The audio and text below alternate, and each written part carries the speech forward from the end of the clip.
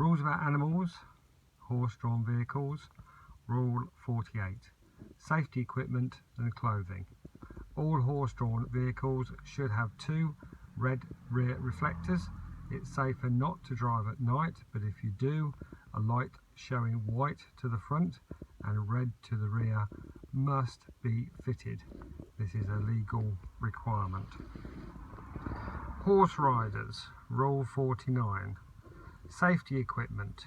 Children under the age of 14 must wear a safety helmet which complies with the regulations. It must be fastened securely. Other riders should also follow these requirements. These requirements do not apply to a child who is a follower of the Sikh religion while wearing a turban. This is a legal requirement. Horse riders. Rule 50.